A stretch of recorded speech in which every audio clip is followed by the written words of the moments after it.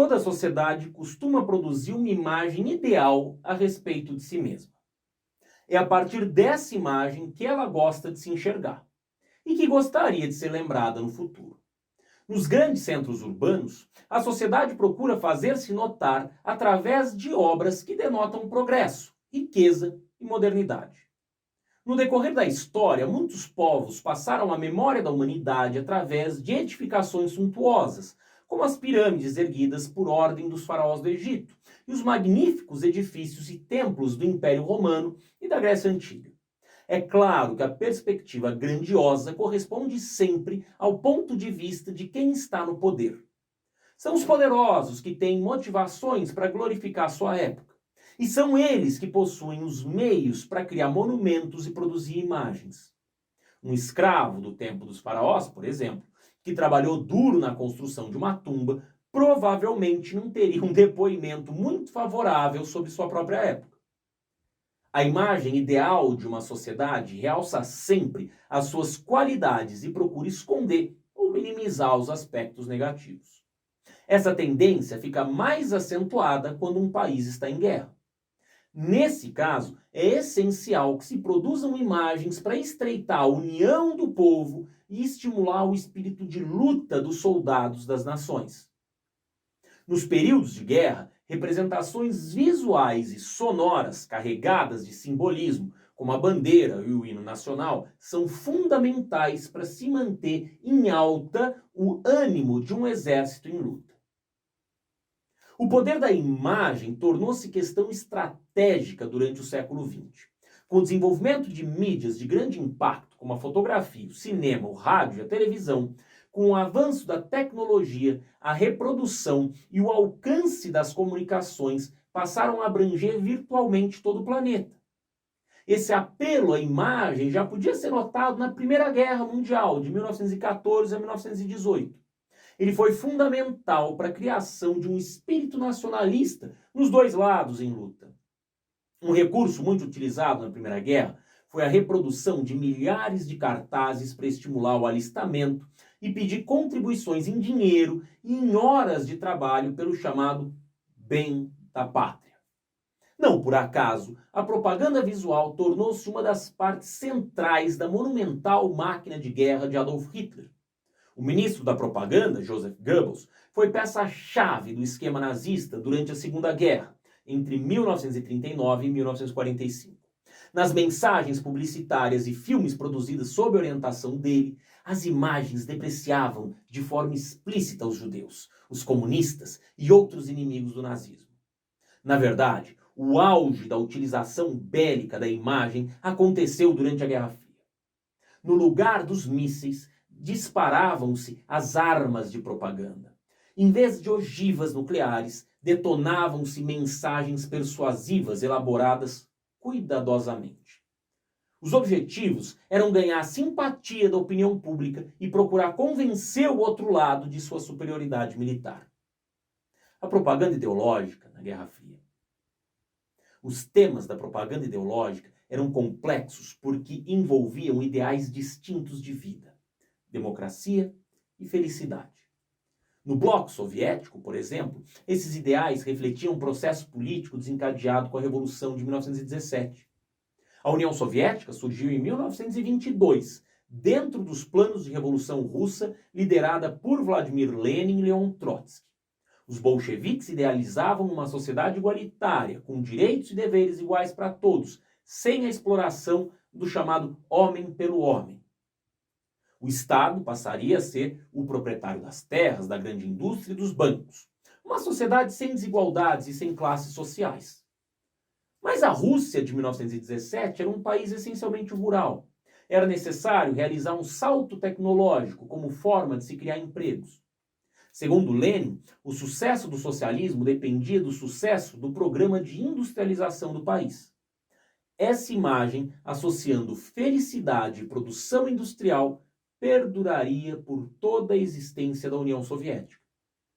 Nos primeiros anos da Revolução, a indústria do cinema soviético já aparecia como um veículo de reforço dos ideais socialistas. Foram produzidos filmes como o clássico Encoraçado Potemkin e O Fim de São Petersburgo. Não é à toa que precisamos falar do realismo socialista. A partir dos anos 30, a imagem que a União Soviética fazia de si mesma era moldada por uma corrente estética, o realismo socialista. Ela surgiu durante um congresso de escritores em 1934, com a participação de Máximo Gorki. A corrente deveria consagrar a arte como canal de expressão dos princípios marxistas. Os artistas passaram a buscar inspiração no folclore nacional e na vida simples do operário e do camponês. Em pouco tempo, no entanto, as diretrizes do Congresso tornaram-se instrumento político nas mãos de Joseph Stalin. O realismo socialista condenava a arte abstrata, considerada um símbolo da decadência capitalista. Também não aceitava o jazz e outros gêneros musicais que incorporavam a sensualidade. Para os soviéticos, essas manifestações artísticas evidenciavam a sociedade deteriorada.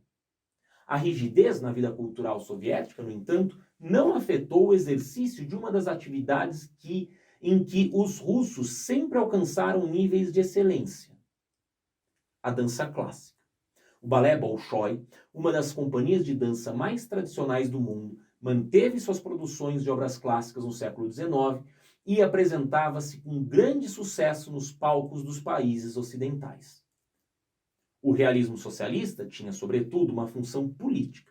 A arte realista, socialista, tinha a função de glorificar o sistema soviético, em particular o seu líder, que até 1953 era o Stalin.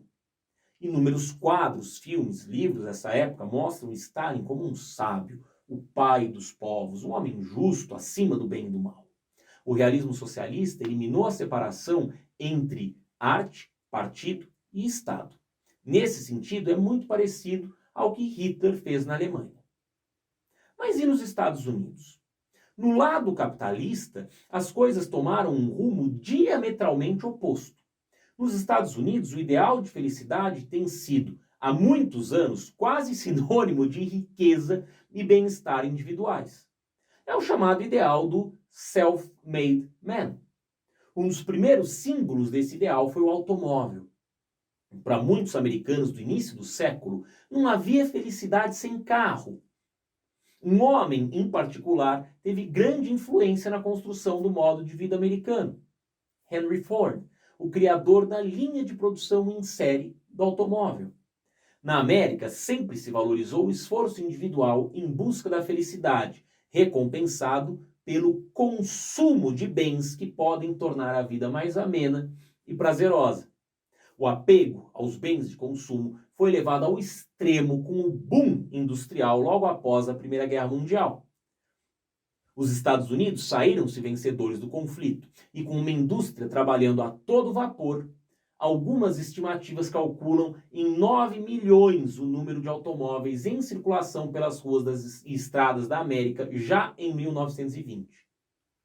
Nos Golden Twenties, ou seja, nos anos 20, nos anos de ouro, nos anos dourados da década de 20, o rádio ocupava um lugar nobre na sala de estar dos lares norte-americanos. A revolução tecnológica começava a ganhar corpo junto com as transformações no universo das artes e espetáculos. Depois da Primeira Guerra Mundial, surgiram uma nova geração e novas coletividades que passaram a integrar a cena histórica e que criaram uma cultura toda baseada em representações do novo, do moderno e do jovem. Nesse sentido, sentiam-se muito mais expressivos, muito mais expressos nos seus valores através de novas formas de música fortemente ritmadas ou sincopadas, como o jazz das big bands e das jazz bands, ou através de uma arte que representava plenamente o milagre mecânico do século XX, o cinema. Houve também um boom das atividades esportivas nesse período e o advento das danças modernas, representadas por figuras como Isadora Duncan, trazendo a ideia de um retorno à natureza e à condição espontânea do corpo. Ou como Josephine Baker, lembrando as energias mais profundas que nascem das pulsões eróticas e da agressividade. Nesse sentido, o que a sociedade pretendia era ver-se a si mesma como grande espetáculo. Em todos os níveis do cotidiano houve mudanças. Surgiu uma nova sociedade de consumo. A sensação é de que se vivia um tempo de euforia, que nada mais tinha a ver com um momento de progresso, um momento de atraso representado pelo século XIX e pelas sociedades fechadas anteriores.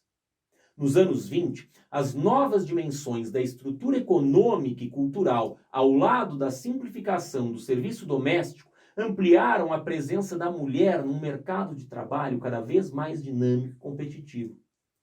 Os costumes também se modificaram. As mulheres começaram a se livrar das roupas pesadas e cheias de enfeites, adotando saias e vestidos mais curtos, simples e sóbrios.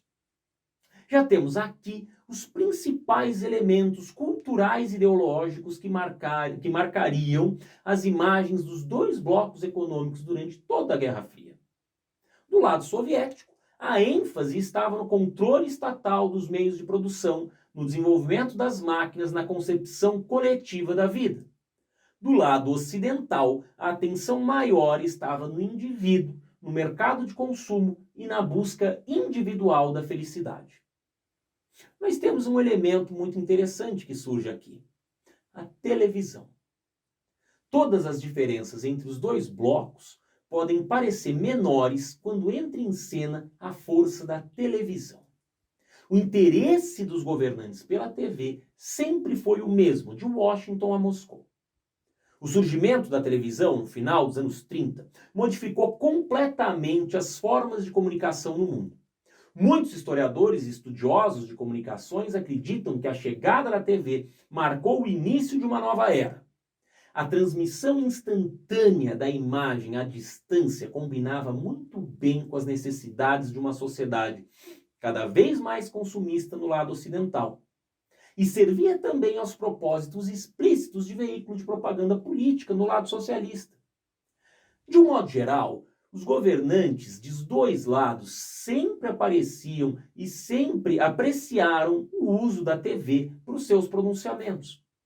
Quando os soviéticos lançaram o Sputnik, o primeiro satélite a girar em órbita da Terra, em outubro de 57, o pequeno aparelho levava uma mensagem: o comunismo será o grande vencedor.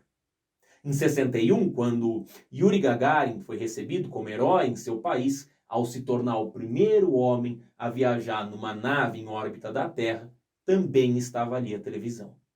A resposta norte-americana veio no final da década. Em julho de 1969, Neil Armstrong foi o primeiro homem a pisar o solo da Lua. E, consolidando a conquista aos olhos do mundo, fincou em solo lunar a bandeira dos Estados Unidos. O evento foi transmitido ao vivo pela TV para uma audiência estimada em 1 bilhão de pessoas. Dos anos 50 até meados da década de 80, a propaganda soviética dava destaque à miséria existente nos países ocidentais. Apontava a prostituição, a pornografia, o narcotráfico, o desemprego e a corrupção como sintomas típicos da decadência da sociedade capitalista. Esses desvios não eram admitidos oficialmente pela União Soviética. Os filmes da época, quando se referiam ao próprio país, mostravam imagens idealizadas de um povo feliz. No Ocidente, a produção de imagens durante a Guerra Fria foi um processo mais complicado e contraditório. A própria natureza liberal dos regimes políticos dos Estados Unidos e da maior parte da Europa não deixava espaço para o surgimento de um fenômeno cultural restritivo como o realismo socialista. Mas isso não quer dizer que não houve perseguição a determinados valores dentro do mundo ocidental. Em nome dos valores democráticos, supostamente, surgiu o macartismo, um movimento conservador que estremeceu os Estados Unidos nos anos 50. O senador Joseph McCarthy desencadeou uma feroz campanha anticomunista, levando dezenas de artistas, produtores e intelectuais à falência e ao desespero. Muitos entraram na chamada lista negra apenas por serem suspeitos de pertencer ao Partido Comunista ou de simpatizar com os ideais socialistas. Um dos alvos dessa campanha foi Charles Chaplin, perseguido pela FBI, a Polícia Federal dos Estados Unidos, por causa de seus filmes de temática humanista. Chaplin acabou tendo que deixar os Estados Unidos em 1952. Mas isso é assunto para outra aula. Até mais.